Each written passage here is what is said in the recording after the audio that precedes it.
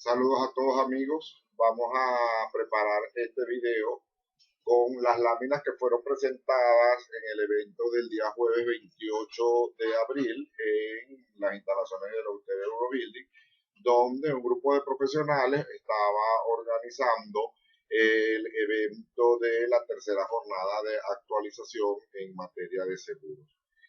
Con ocasión a la entrada en vigencia del decreto con rango, valor y fuerza de ley de la actividad aseguradora y su reimpresión el día 15 de marzo de este año 2016. Vamos entonces a comenzar con esta pequeña charla. Estimo que dure no más de 30 minutos a los fines de que pueda ser visualizada a través de la web y los portales. ¿Ok? Bueno, vamos a comenzar con esta presentación, el cual, como les dije, va a versar sobre la ley de la actividad aseguradora.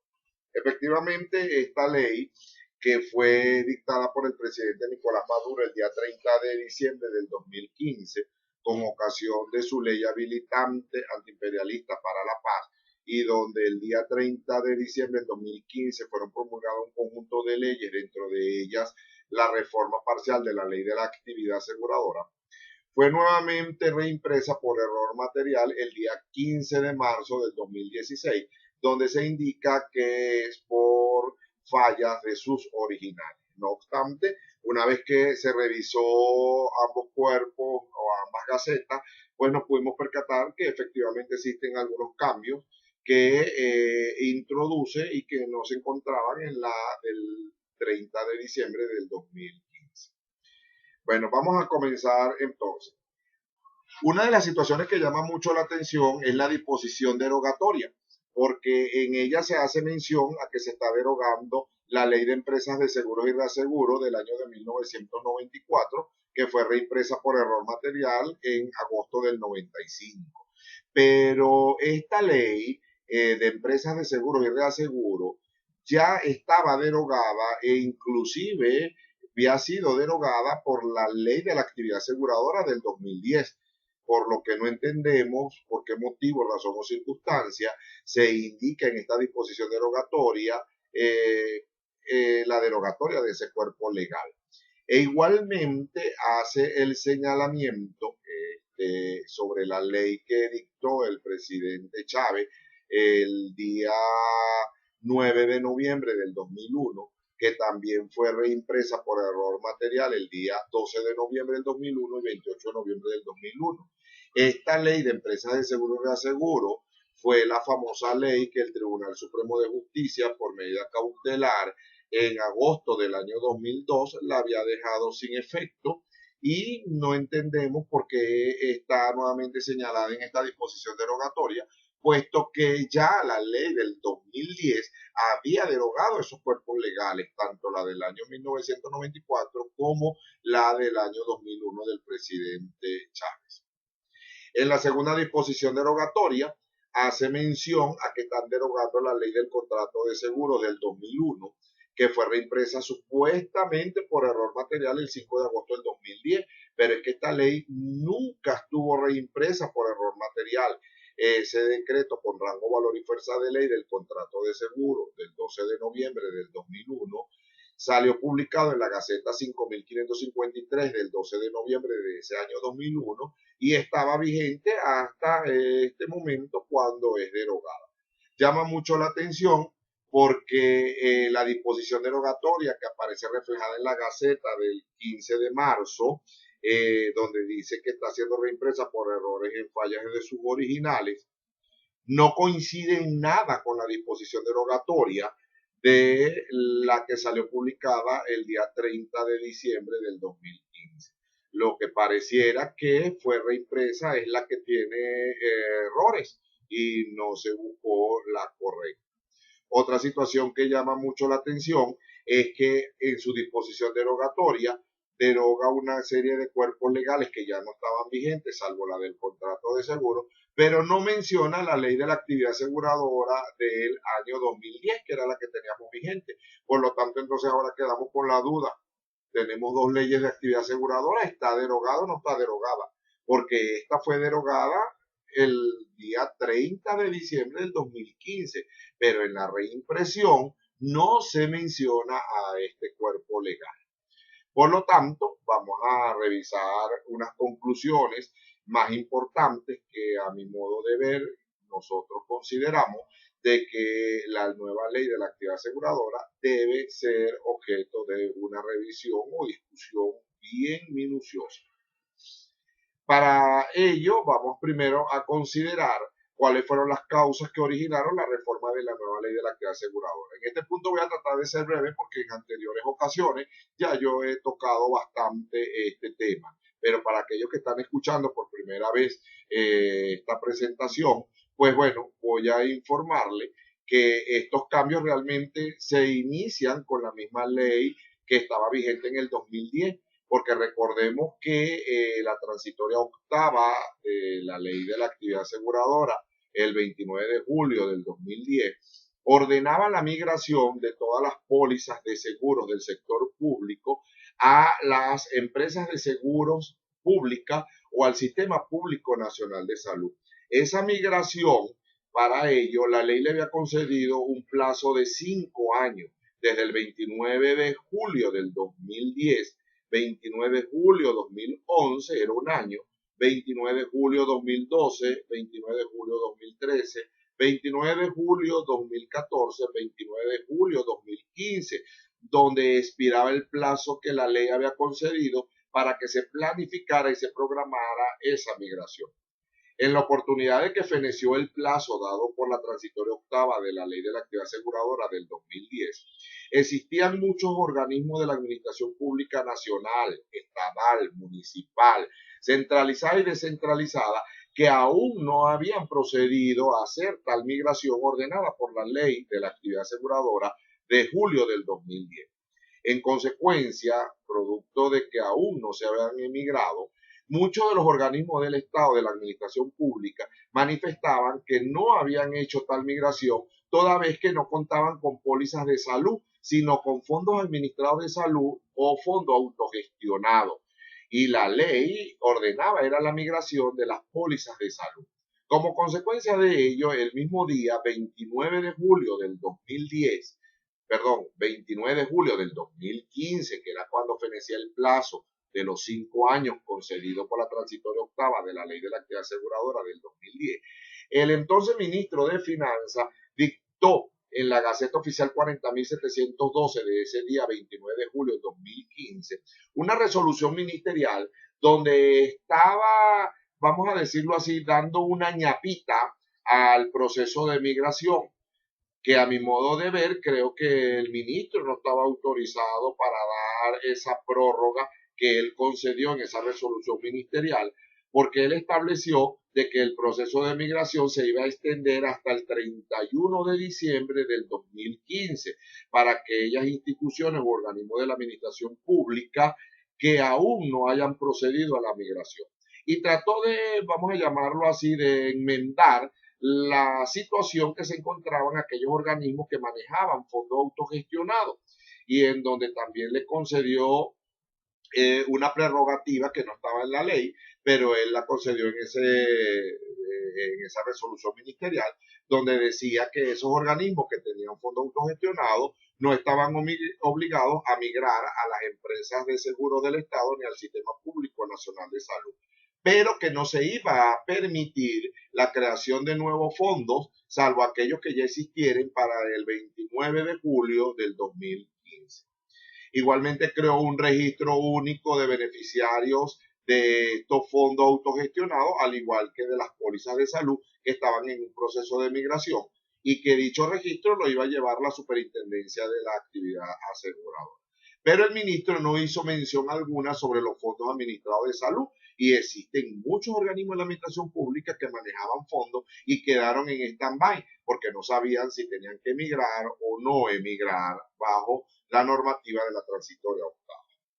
Esta hipótesis de los cambios que dio origen a la reforma de la ley es una de las que sostenemos. Sin embargo, con ella la tenemos que acoplar con la situación que se presentó en noviembre del 2015, cuando el presidente Nicolás Maduro en cadena nacional en ocasión de la firma de la Convención Colectiva de los Trabajadores del Sector Público, anunció, y lo dijo públicamente al país, que sobre la cláusula de salud preguntó a los que estaban con él allí qué les parece la idea, idea de fondos autoadministrados. Veamos qué puede salvarse del HCM, expuso, y luego explicó que esa modalidad no es lo ideal para los trabajadores porque tienen mucha falla. Sin embargo, ordenó en ese momento al vicepresidente de la República, al vicepresidente Arriaza, para que le presentaran propuestas para cómo se iba a manejar el tema de las pólizas de salud del sector público. Con ocasión a ello, bueno, creó bastantes alarmas, sobre todo a las aseguradoras públicas, de esta revisión que se iba a hacer. Pero el problema realmente no son los seguros, el problema eran los fondos autogestionados y los fondos administrados que estaba manejando la administración pública, que no contaban con ningún tipo de regulación y estaban al margen de las protecciones de las leyes en materia de seguros. ¿Por qué se reformó entonces la ley de la actividad aseguradora? Bueno, como les dije, pareciera que es un problema que tenía la administración pública y lo ordenaba en la transitoria octava de la ley, y el problema presentado por los fondos administrados y los fondos autogestionados. Pero como no sabemos si esta ley todavía está derogada o no, por lo que les comenté inicialmente que la derogatoria ni la menciona, vamos a ver, el presidente de la República, el día 30 de diciembre del 2015, dictó el decreto con rango, valor y fuerza de ley 2178, donde él señala que tiene las facultades para hacerlo, facultades constitucionales y facultades que le fueron concedidas por el numeral 1 del artículo 1 de la ley habilitante antiimperialista para la paz.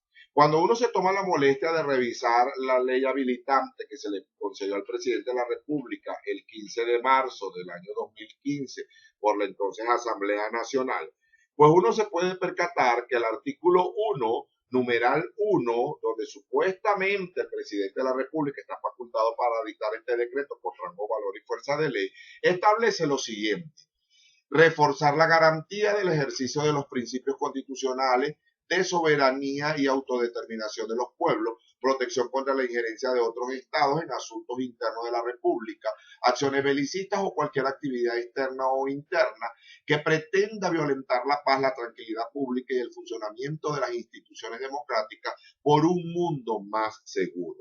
Ahí solamente se menciona la palabra seguro en que le estoy mencionando, un mundo más seguro. Y sin embargo, el presidente consideró de que estaba efectivamente autorizado para poder dictar el decreto con rango, valor y fuerza de ley sobre la ley de la actividad aseguradora. Y con ocasión a ello se dictó este decreto presidencial.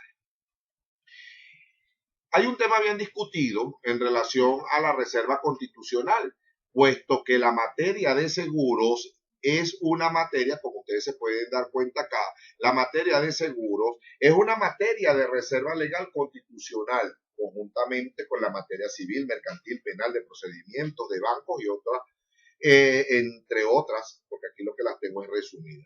Y se establece que mediante expresa ley habilitante se le puede facultar al presidente para que dicte decretos con rango, valor y fuerza de ley sobre estas materias que son privativas de dicha asamblea. Y a nuestro modo de ver, pareciera que la ley habilitante antiimperialista para la paz, con la cual el presidente de la República dicta este decreto con rango, valor y fuerza de ley, no se señala expresamente que se regule o se dicten decretos en materia de seguro.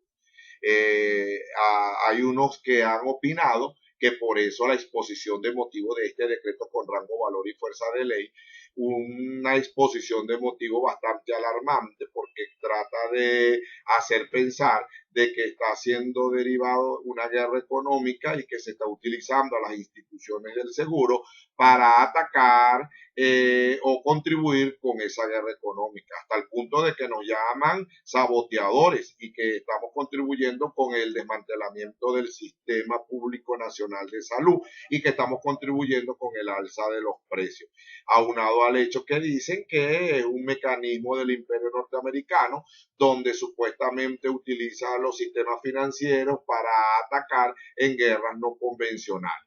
Llama la atención de que esto no es una ley nueva, la ley de la actividad aseguradora.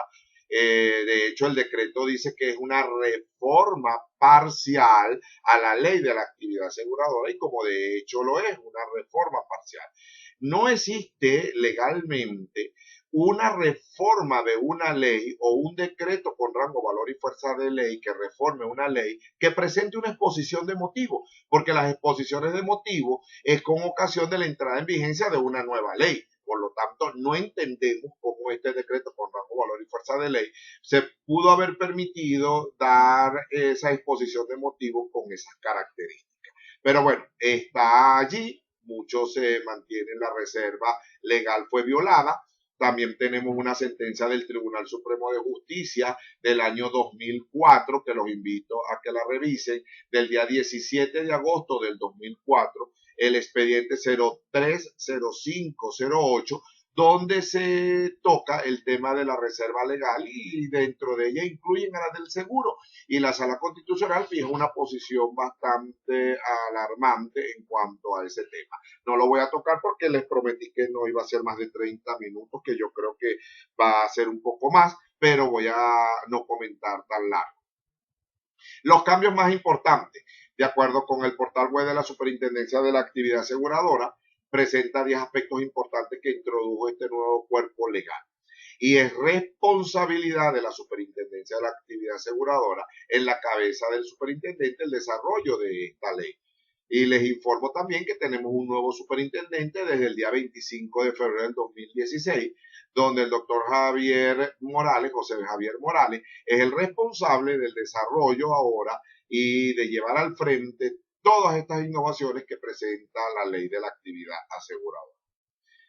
Juez y parte porque muchas normas, la ley ordena de que sea el superintendente quien va a dictar normas, él es el que las va a hacer cumplir y en caso de conflicto, él es el que los va a solucionar. El primer aspecto más importante que introdujo la ley, efectivamente y de forma indiscutible, es la derogatoria de la ley del contrato de seguros. Se hacen una serie de argumentos donde se establece que esta ley era una ley que era muy técnica. Aquí llama mucho la atención y voy a dejar aquí a los estudiosos del seguro lo siguiente. Las normas del contrato de seguro en Venezuela siempre estuvieron reguladas en el Código de Comercio desde el siglo pasado. No fue sino en noviembre del 2001 cuando el presidente Hugo Chávez dictó el decreto con rango, valor y fuerza de ley del contrato de seguro, donde vino a derogar las disposiciones que estaban en ese Código de Comercio, que efectivamente ya estaban pasadas de modas antiguas, y las derogó. Fue cuestionado en su momento, pero fue admitido porque la ley del contrato de seguro es una norma sustantiva y estaba derogando normas sustantivas que estaban en el Código de Comercio.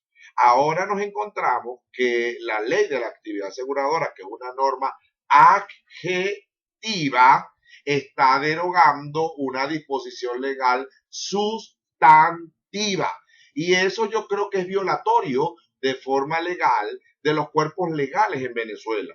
Porque yo no creo, a mi modo de ver y entender, que si se va a reformar el Código de Procedimiento Civil, el Código de Procedimiento Civil derogue de forma expresa el Código Civil o que el Código de Procedimiento Penal derogue al Código Penal. Ese es como que se reforme la ley de banco y otras instituciones financieras y dentro de su derogatoria no solamente deroga la ley de bancos anteriores, sino que también deroga las disposiciones que están en el Código de Comercio sobre el cheque, el giro y el pagaré. O sea que la norma adjetiva no puede disponer en su derogatoria las normas sustantivas porque son normas completamente distintas. Es un tema bien interesante que sería tema de discutir prácticamente hasta en un foro especial para ello. Ahora, de que la ley es muy técnica y determina el factor humano, es evidente. El seguro es técnico. Y si una persona gasta su pensión, una señora o un viejito gasta toda su pensión en una revisión de un chequeo médico en un centro hospitalario privado y después la factura la lleva a alguna aseguradora, sea pública o privada, obviamente va a ser objeto de un rechazo porque las pólizas de salud es cuando tenga algún tipo de patología. Entonces podemos decir, oye, no le van a devolver el dinero que gastó este viejito en el servicio médico privado. ¿Dónde está el factor humano? Bueno, es que eso no está considerado dentro del seguro. Nosotros manejamos riesgo bajo determinados términos y condiciones. Pero bueno, se han tocado temas como el principio de progresividad legislativa, los derechos humanos, pero es un tema, como les vuelvo a repetir, a ser debatido en otros escenarios. En cuanto al aspecto, continuamos con el aspecto de la derogatoria. Efectivamente, la ley en su segunda derogatoria deroga de forma errada, porque dice que está reimpresa en el 2010, nunca estuvo reimpresa, pero está efectivamente derogada la ley del contrato de seguro. Otro aspecto bien importante es la disposición final, que dice disposición final primera. Esta disposición final primera, en la ley que salió el 30 de diciembre, era la transitoria novena. En la reimpresión del 15 de marzo dejó de ser la transitoria novena y pasó a ser la disposición final primera, donde deja sin efecto las cláusulas de los contratos, incluyendo los de seguro. Entonces quedamos en una situación aún más de más incertidumbre, pues a pesar de que están derogando la ley del contrato de seguro, también esta disposición final deroga las cláusulas de los contratos de seguro que guardan un desequilibrio. Pero ¿quién determina cuáles son esos desequilibrios? Otro tema bien interesante a ser discutido. En cuanto a este primer aspecto, hay temas que necesariamente tienen que ser regulados por una ley. El tema de la prescripción. La prescripción no es convencional ni de rangos sublegales, es la ley la que lo debe establecer, como efectivamente en su momento lo tenía la ley del contrato de seguro. Y los demás temas como la subrogación, los principios de interpretación, el crédito privilegiado. Los créditos privilegiados, quien concede tal privilegio es la ley, no puede ser una norma de rango sublegal la que determine tales privilegios. Y bueno, paremos nosotros de contar. Por eso es que me reservo el tema de cómo va a quedar regulado por normas de rango sublegal estos aspectos que están ahí mostrados. La transitoria primera de la ley de la actividad aseguradora, tanto de diciembre como del 15 de marzo, establece un plazo de 180 días para que la Superintendencia de la Actividad Aseguradora dicte las normas del contrato de seguro, otros contratos en relaciones con la actividad aseguradora. Quiere decir que se van a regular no solamente el contrato de seguro, sino también se van a regular los contratos de medicina prepagada, administración de riesgo, la de fianza, los de fideicomiso, los de financiamientos de prima, los de reaseguro y, bueno, entre otros. Aquí tengo una matriz donde la Superintendencia de la Actividad Aseguradora recientemente sacó a consulta pública las normas que regulan las relaciones contractuales de la actividad aseguradora y efectivamente está proponiendo en estas normas la regulación de todos esos contratos que les acabo de señalar. Aquí, en cuanto al contrato de seguro, toma como fundamento la misma ley derogada del contrato de seguro y le hace algunos ajustes que no vamos a comentar en esta lámina, por supuesto, porque para ello se requiere todo un espacio para hablar de esta consulta pública. Lo que sí es cierto es que llama mucho la atención, es que el título segundo que se lo dedica al contrato de seguro, yo les pido, si alguno de los que son responsables de redactar estas normas o de considerarlas escucha este video, hay que tomar muy en cuenta las observaciones que se hagan, porque la ley del contrato de seguro ya presentaba algunas fallas en sus artículos, en algunos de sus artículos, fallas que están siendo transcritas idénticamente en esta propuesta de consulta pública. Por lo tanto, hay que sentarse a revisar con lupa. Sería interesante que se formaran mesas de trabajo con especialistas por área y por tema. En cuanto al segundo aspecto más importante, habla del pago de los siniestros más la corrección monetaria. Un tema bien delicado, sobre todo el tema de la corrección monetaria, porque el pago de siniestros debe haber necesariamente un procedimiento administrativo previo para que pueda compelerse a una aseguradora al pago de un siniestro. Pero la corrección monetaria hay que concatenarla con la resolución que sacó recientemente el Banco Central de Venezuela en cómo se deben registrar las operaciones en divisa y moneda extranjera que tienen las empresas de seguro. Pues se están proponiendo en esas normativas que materias como la de salud sean contabilizadas con el dólar del DIPROM, el dólar protegido, pero que las otras operaciones sean con el DICOM, con el que no está protegido, los títulos valores en una moneda, en referencial allí bien interesante que sería igualmente un tema exclusivamente para debatirlo. ¿Y por qué tiene que ver eso con la corrección monetaria? Es que la corrección monetaria no es indexación, no es IPC. La corrección monetaria son indicadores cambiarios. Y los indicadores cambiarios están hoy día controlados por esa resolución que recientemente sacó el Banco Central de Venezuela para todo lo que es el sistema financiero nacional, bancos, seguros y mercados de valores. En cuanto al tercer aspecto, la del defensor del asegurado, también próximamente van a salir a consulta pública estas normas, pero esto no es mucho de qué hablar. Yo considero de que esto va a ser una dependencia muy parecida a la de prevención de legitimación de capital y financiamiento al terrorismo, que es una unidad que se autorreguló, fijó a los oficiales de cumplimiento en cada uno de los sujetos regulados y que cada uno de ellos, previo perfil y aprobación de esto, le rendirán cuenta. Yo creo que va a ser algo muy parecido. Todavía no he tenido la oportunidad de revisar las normas que van a ser consultadas del defensor del asegurado, pero oportunamente haré mis observaciones.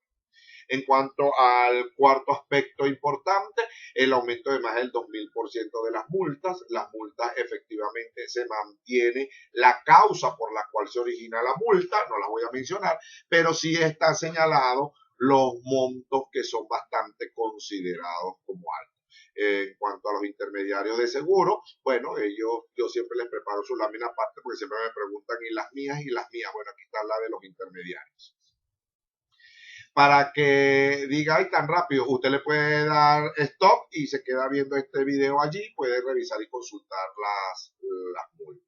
En cuanto al quinto aspecto importante, encontramos que las garantías a la nación y el capital mínimo requerido obviamente fueron modificados y esto fue una de las causas por las cuales se modificó o se reimprime la ley el día 15 de marzo, toda vez que la del día 30 de diciembre carecía de algunos indicadores bien importantes, pues no señalaba los capitales que necesitaban las empresas de seguros que contaban con la licencia de seguros de vida y seguros de ramos generales de forma conjunta. La reimpresión, a pesar de que fue reimpresa, mantuvo algunos errores, no indica cuáles son los capitales para las empresas de medicina prepagada, aunque sí le indica las garantías. A las financiadoras de primas les indica cuál es el capital, pero no les indica cuál es la garantía. Y a las cooperativas de seguro les indica las garantías y los capitales que están en las disposiciones de rango sublegal, pues dejan los capitales por debajo de esas garantías. Pero es un tema que tiene que ser objeto también de revisión y con detenimiento. En cuanto al aspecto número 6, la famosa previa autorización que se requiere para poder disponer de los bienes o salvamentos en recuperación. Uno de los salvamentos que más problema, creo yo, va a causar el sector asegurador es la que se deriva de los conceptos que están en el artículo 4, que habla sobre los vehículos inservibles de manera permanente o no recuperable, que dice que será el vehículo que presente una destrucción absoluta, un vehículo que presente una destrucción absoluta, como este que les estoy mostrando, o cuando desaparezca por sustracción ilegítima, porque en ocasiones, cuando es sustraído, pues los vehículos aparecen en estas condiciones que están acá.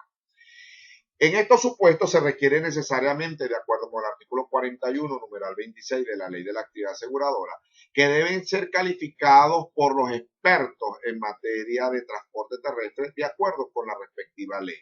Pero la condición para ser catalogado de destrucción absoluta, de vehículos inservibles de manera permanente o no, que va a llevar como consecuencia la eliminación del registro de vehículos automotor, es la siguiente. Y es que cuando los números de identificación vehicular hayan sido alterados o sean de dudosa identificación. Porque si los vehículos aparecen como este que está acá que me salté, ¿verdad? Que puede ser reparado, pues obviamente si ya fue indemnizado, la empresa de seguro va a requerir autorización, pero es de la superintendencia de la actividad aseguradora para determinar cuál va a ser el destino de ese vehículo recuperado. Y cuando tenga los seriales modificados o de dudosa identificación, pues obviamente es que se requiere la calificación por parte de los peritos de transporte terrestre. Cuando nos vamos al numeral 26 del artículo 4 que define la pérdida total, dice que ya no comprenderá valoración alguna con el porcentaje de la suma asegurada. Esto no prohíbe que la empresa de seguro haga un producto donde determine una pérdida completa porcentualmente en función de otro indicador que no sea la suma asegurada. Yo pudiera determinar en mi producto que cuando un determinado porcentaje del valor del vehículo, del valor IGMA o cualquier otro indicador distinto a la suma asegurada, eso es viable. Lo que hay es que evaluar para diseñar productos. Pero lo que sí es cierto es que cuando se sufren daños y estos daños, su reparación, constituya más de la suma asegurada, necesariamente tendrá que identificarse con otro indicador como una indemnización completa o pago convenido. En dicho caso, si se paga la suma asegurada, pues obviamente tendrá que subrogársele los derechos de propiedad a la empresa de seguro y esta, por disposición de la misma ley, requiere necesariamente de la autorización de la superintendencia para determinar cuál va a ser el destino de esos recursos. En cuanto al aspecto número 7, el régimen de inversión de las reservas y la constitución de empresas de reaseguro en el extranjero. En cuanto al primer punto, la inversión de las reservas es un tema de discusión, puesto que en el año 2001 el presidente Chávez lo intentó, la subcomisión de finanzas en el año 2010 también intentó que parte de esas reservas fueran a inversión de producción social. En esta oportunidad aparece reflejado que el ministro de Finanzas podrá establecer un porcentaje razonable de esas inversiones para inversión de producción social, entiéndase para financiar misiones y grandes misiones que lleva el Estado. En cuanto al segundo punto de las reaseguradoras extranjeras, se eliminó la prohibición de que las casas matrices estuvieran en paraísos fiscales, un tema hoy día con los papeles de Panamá que es digno de ser discutido.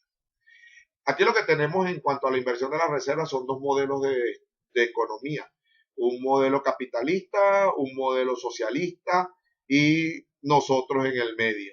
Realmente son dos visiones distintas que es un tema de discusión político y económico que no va a ser discutido acá. En cuanto al aspecto número 8, tenemos que ahora tenemos un sujeto regulado nuevo, que son las administradoras de riesgo, que a mi modo de ver fueron las que originaron realmente todo este cambio, que es la que de una u otra forma debería solucionar el problema de los fondos administrados y autogestionados que están manejando los organismos de la Administración Pública Nacional.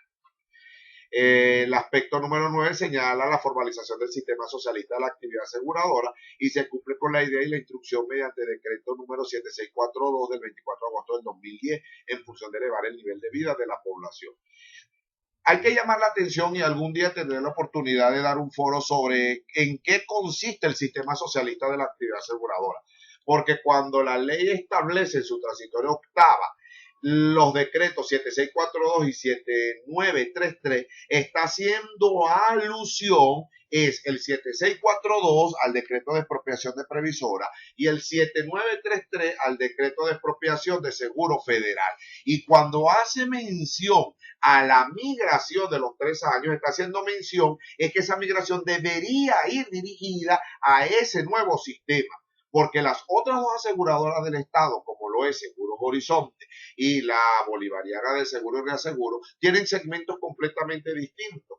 En el caso de Seguros Horizonte, encontramos que ese mismo día 30 de diciembre apareció la ley Negro Primero, donde establece que todos los riesgos, bienes y personas de las Fuerzas Armadas Bolivarianas Venezolanas deberán necesariamente asegurarse con Seguros Horizonte, porque es el segmento de mercado que le corresponde.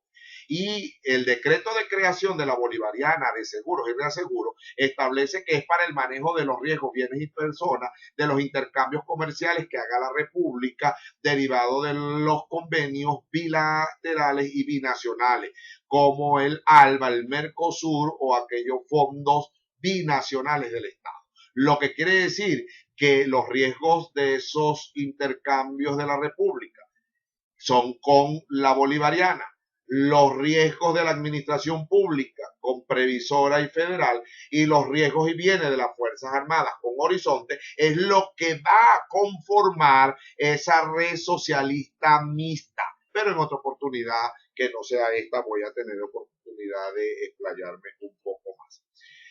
El aspecto número 10 establece de forma que el sector asegurador va a deber imbricarse en las políticas del Estado y en el plan de la patria. Este tema va muy relacionado con el aspecto que le acababa de mencionar del nuevo sistema socialista del sector asegurador.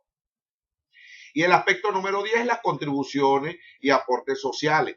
Aportes que cuando nosotros revisamos dan un poquito de miedo porque no lo voy a leer, ahí ustedes pueden revisar cuáles son las contribuciones que deben hacer los sujetos regulados, sobre todo sujetos regulados de empresas de seguro, y las que consigue en rojo son las contribuciones adicionales que tienen que hacer las aseguradoras del Estado bajo este nuevo esquema del sector asegurador.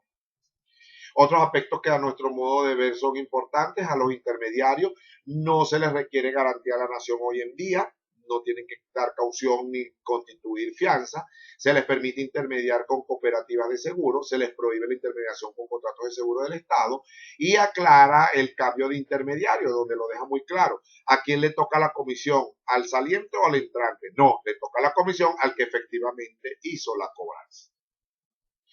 Acá hay una línea que las dejé de unos tics bien importantes, de algunos aspectos como estaba en la ley del 2010, como quedan introducidas en la ley del 2015. Les muestro de forma resumida las 8 transitorias, 8 porque les dije que el 15 de marzo quitaron la transitoria 9 y la pusieron como una disposición final. Y en esta lámina pues muestro que la primera transitoria le corresponde a la superintendencia para que dicte las normas sobre los contratos de la actividad aseguradora. La transitoria segunda, que le da 180 días para aquellas personas que están en trámites y que aún no han logrado conseguir su licencia como financiadoras, cooperativas, medicina prepagada o administración de riesgo, para que vuelvan a replantear su solicitud de acuerdo con la nueva ley. Y ya los que están sujetos regulados, la transitoria tercera, que le da los 60 días para que presente su plan de ajustes. Y este plan de ajuste, ya el día 20 de enero del 2016, la superintendencia había dado los lineamientos para que fueran presentados. Bueno, señores, les dije que en media hora me pasé un poquito. Los invito a que me sigan por mis redes sociales, por mi Facebook Nilo Peña o el Twitter @NiloDPB. Y también los invito a que me sintonicen por mi canal digital en YouTube, Los Tics de Seguros de Nilo Peña, donde va a estar guindada esta presentación y de donde usted va a poder apreciar cualquier comentario por mi canal digital. Muchas gracias y nos vemos en una nueva oportunidad. Así que finalizamos esta presentación de esta forma. Gracias.